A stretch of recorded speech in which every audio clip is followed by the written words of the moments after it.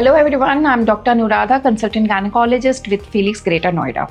Today I'm here to talk about most important and commonly asked question that is it safe for a high risk pregnant mother to keep Ramzan? मतलब क्या अगर आपकी pregnancy high risk है तो क्या आपको रमज़ान में फास्ट करना चाहिए या नहीं? तो today what I will speak is about medically कि हाई रिस्क में रखना है या नहीं रखना है. Most importantly we should know कि हाई रिस्क प्रेगनेंसी होती क्या है. तो हाई रिस्क प्रेगनेंसी क्या है कि जब आपको जेस्टेशनल डायबिटीज़ है, दैट मीन्स कि शुगर लेवल आपका फ्लक्चुएट करता है, हाई लो व्हाटएवर, और उसके बाद फिर आपका ब्लड प्रेशर जो है वो भी फ्लक्चुएट करता है. आपको प्री एक्लम्शिया तो नहीं है, that means you are prone to pre eclampsia. आपकी हिस्ट्री तो नहीं है प्री टर्म लेबर की, दैट मीन्स कि आपका बेबी टाइम से पहले डिलीवर तो नहीं हो गया. आपका खुद का वेट गेन अच्छे से नहीं हो रहा है, या तो आप एनीमिया के शिकार हैं, that means you are anaemic, prone to anaemic, you have thalassaemia, और your baby growth is not proper as per the week. तो ये सारी चीज़ें को अगर हम माइंड में रखते हैं तो these things come under high risk pregnancy. Twin pregnancy, these are a high risk pregnancy. तो कंसिडरिंग दिस, अगर हाई रिस्क प्रेगनेंट मदर अगर ये प्लान करती है उस टाइम पे कि मैं रमज़ान रखूँ, तो you are putting yourself risk as well as your baby. What kind of risk it can be? तो risk will be like dehydration हो सकता है, blood sugar low हो सकता है, BP fluctuations हो सकती हैं, सडन मतलब कि you can go for hypotension हो सकता है, आपको गिडीनेस फील होगा because pregnancy required continuous energy, और अगर आपको डायबिटिक हो और एनर्जी नहीं मिल रही है तो फिर you can go in hypoglycemia also. Then coming to the fact कि प्लासेंटा का जो ब्लड फ्लो है वो भी कम हो जाता है, रिड्यूस हो जाता है.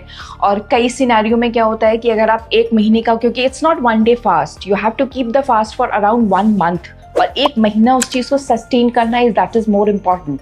सो if you are going continuously for 1 month with high risk pregnancy, you are putting your baby in the risk. मतलब there will be a severe risk for 1 month is like 4 weeks. It's very important. 1 month मतलब कि बहुत फर्क पड़ जाता है baby के growth में.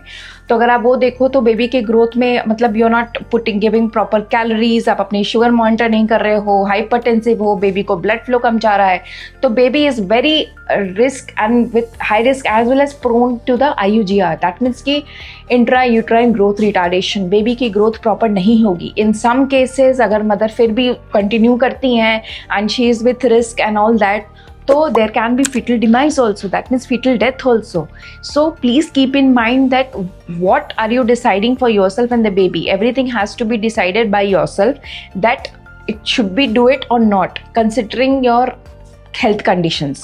I'll be speaking medically. I'm not a Islam religious expert per se, so I cannot speak religiously, but medically I would not suggest कि एक high risk pregnant mother उस टाइम पे अपने आप को और बच्चे को रिस्क में ला ले रमज़ान में फास्ट करने के लिए.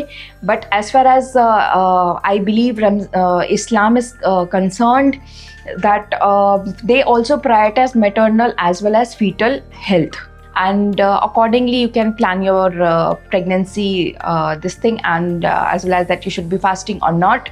And for any further consultation you can meet us in Felix, and happy Ramzan from Felix family.